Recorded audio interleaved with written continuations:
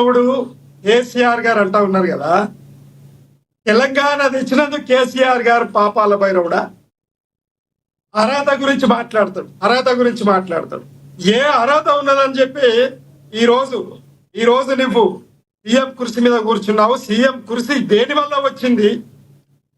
ఇలాంటి వెంకటస్వామి గారు లాంటి నాలాంటి నాయకులు కేసీఆర్ గారితో కలిసిపోయి కేఏసీ ఉద్యమంగా మార్చి మేము పోరాటం చేస్తే వచ్చింది, నువ్వు పోరాటం చేస్తే రాలే.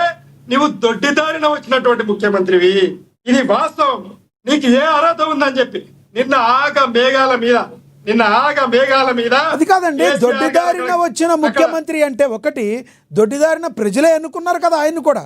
ప్రజలు ఎందుకుంటే దొడ్డిదారిన వచ్చిన ముఖ్యమంత్రి ఎలా అంటారు? మా పోరాటం కాంగ్రెస్ పార్టీతో కాదు, మా పోరాటం భారతీయ జనతా పార్టీతో కాదు. తెలంగాణ ప్రజలను మోసం చేస్తున్నటువంటి అధిష్టానాలతో ప్రజలను అర్థం చేసుకోనివ్వకుండా భ్రమ పెట్టినటువంటి విలన్లతో మా పోరాటం. ఒకటి ఆయన మాట్లాడుతూ ఉన్నాడు, ఈరోజు పాపాల భైరవుడు అని మాట్లాడుతూ ఉన్నాడండి. తెలంగాణ నంబర్ 1 స్టేట్ గా 60 సంవత్సరాల కోసం 6 సంవత్సరాల్లో నంబర్ 1 స్టేట్ గా మార్చిన కేసీఆర్ గారు పాపాల భైరవుడా? కాళేశ్వరం కట్టినందుకు పాపాల భైరవుడా? సీతారామ ప్రాజెక్ట్ కట్టినందుకు పాపాల భైరవుడా? పాలమూరు రంగారెడ్డి కట్టినందుకు పాపాల భైరవుడా? ఈరోజు 33 జిల్లాలు చేసినటువంటి పాపాల భైరవుడా? మరి గ్రామాలను సస్యశ్యామలను చేసి ఈరోజు ప్రతి అర్హత, ప్రతి బహుమతి తెలంగాణ గ్రామాలకు తెచ్చినటువంటి ఒక్కటి చెప్పండి సార్. ఎస్ సార్, ఒక్కటి చెప్పండి విజయార్య గారు ఒక్కటి చెప్పండి. ఒక్క మాట, ఒక క్వశ్చన్ విజయార్య గారు దయచేసి ఒక్క మాట క్వశ్చన్ మిమ్మల్ని అడగాలి. కాదు విజయార్య గారు, నా వాయిస్ వినబడుతుందా విజయార్య గారు? ఒక్క మాట. ఇప్పుడు జనం మొత్తం కూడా కేసీఆర్ గారుని వ్యతిరేకించారు కాబట్టే కాంగ్రెస్ ప్రభుత్వానికి అవకాశం ఇచ్చారు.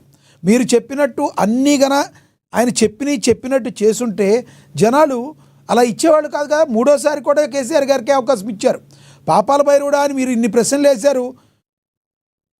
కేసీఆర్ గారి కుటుంబంలో ఎంతోమంది మీద ఆరోపణలు వచ్చినాయి. ఈ ఆరోపణలన్నీ కూడా సరైనవి కావని ఆయన ప్రూవ్ చేసుకోలేకపోయారు. కొన్నిట్లో కొన్ని బయట ఉన్నాయి. ఇన్ని ఆరోపణల నేపథ్యంలో ప్రజలందరూ కూడా ఎందుకు ఇచ్చారంటారు కేసీఆర్ గారికి ఈ యొక్క మీరు ప్రతిపక్షంలో ఉండండి అని? అయ్యా లోక్నాథ్ గారు, ఇప్పుడు లక్ష్మీనాథ్ గారు, మేము వాస్తవం మీరు అన్న మాటకు మేము అంగీకరిస్తాం. కేసీఆర్ గారు ఒప్పుకున్నారు కూడా.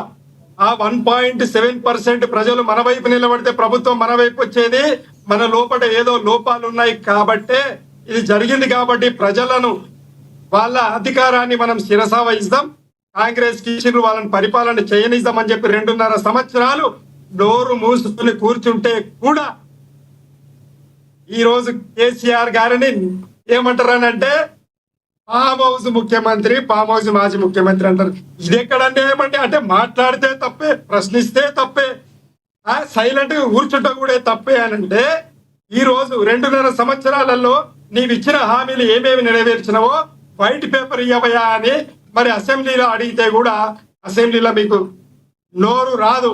ఆ అసెంబ్లీలో తిట్లే, ఆ అసెంబ్లీలో మీ 24 గంటలు కేసీఆర్ విజయార్య గారు గతంలో మీరు 10 సంవత్సరాలు పాలించారు కదా. మీరు ఏమైనా శ్వేతపత్రాన్ని ఏమైనా ఇచ్చారా?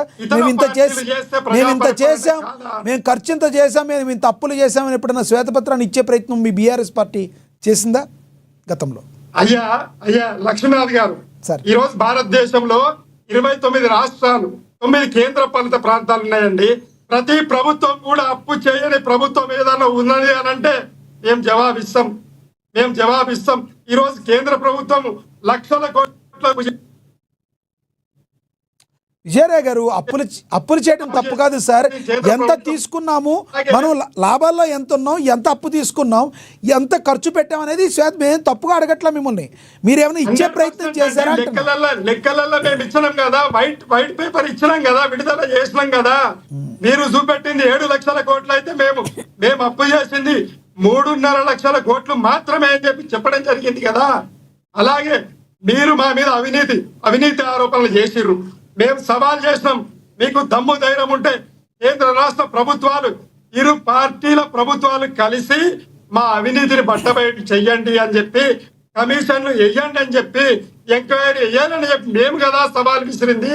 మరి ఈ రోజు వరకు మరి ఎంక్వైరీల నివేదిక ఎక్కడ మరి కేంద్ర ప్రభుత్వంలో ఈరోజు మరి ప్రభుత్వం భారతీయ జనతా పార్టీ ఉంది కదా, మరి ఎక్కడ అని అడుగుతా ఉన్నాం.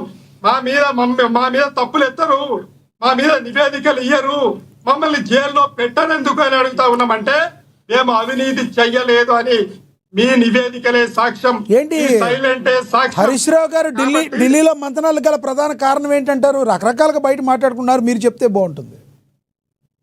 ఎస్, అయితే ఇక్కడ హరీష్ రావు గారు ఢిల్లీ వెళ్ళడానికి కారణం ఏంటంటే వీళ్ళు తప్పుడు ఆరోపణలు చేస్తూ కమిషన్లు వేసారు. కమిషన్లకు మేము హాజరైనాం. ఎవరెవరైతే మాకు నోటీసులు ఇచ్చారో వారందరం కూడా మేము హాజరైన సందర్భంలో ఇక్కడ రాజ్యాంగం ఎవరి కోసమైన రాజ్యాంగమే అన్నప్పుడు రేపు పొద్దుగల మా ముందల ఏదైతే కాళేశ్వరం ఇష్యూ ఉన్నదో రేపు హైకోర్టు నుండి వచ్చేది ఉంది తీర్పు.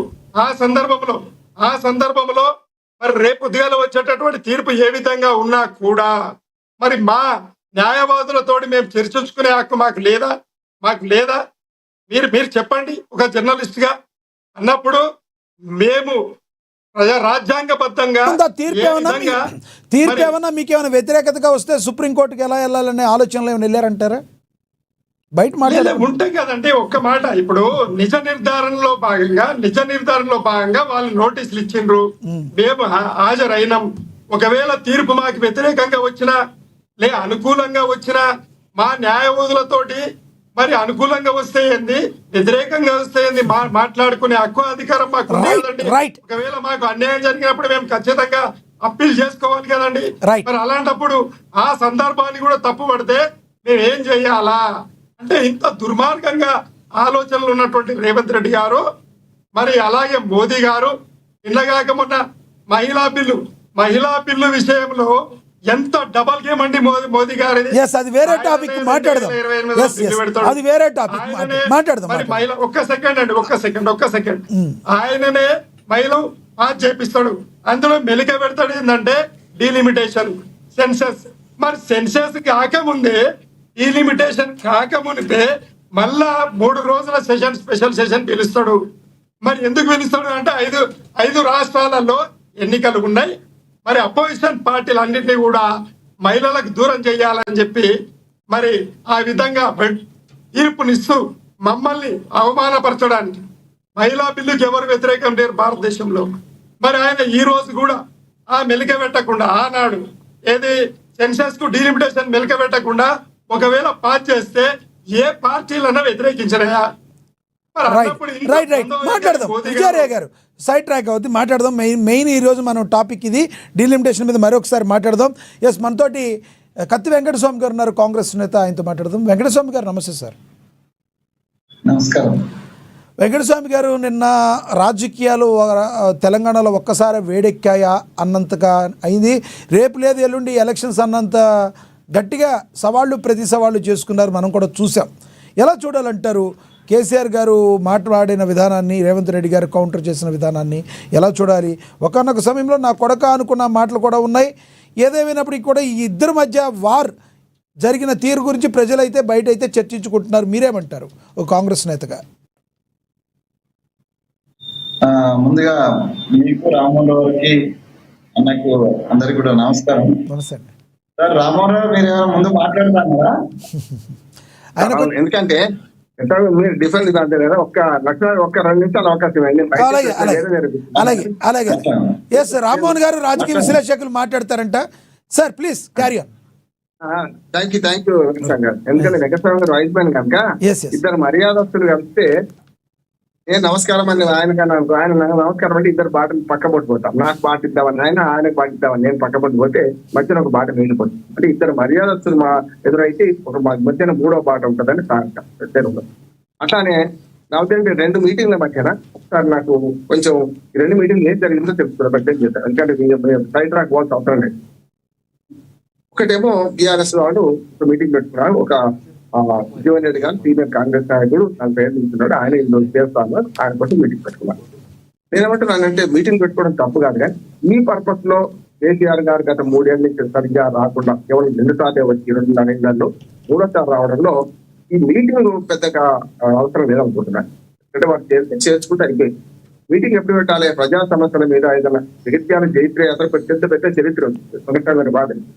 అట్లా ఏదైనా ప్రజా సమస్యల మీద చర్చ పెట్టి దాని మీద పెట్టలేం బాగుండేది అంటున్నాను. ఒక వ్యక్తిని చేసుకోవడానికి ఆయన తక్కువ ఏం కాదు, దాని మీటింగ్ వెళ్ళడం కరెక్టా కాదని అనుకుంటున్నాను. కానీ మీటింగ్ లో మాట్లాడిన విషయాలు చాలా వైజ్ఞంగా మాట్లాడాలి. ఆయన ఎప్పుడా కూడా ప్రభుత్వం మీద విమర్శలు పెట్టాలి కానీ రేవంత్ రెడ్డి వ్యక్తిగతంగా రేవంత్ రెడ్డి గారి లేకపోతే వ్యక్తిగతంగా మనుషుల గురించి మాట్లాడలేదు.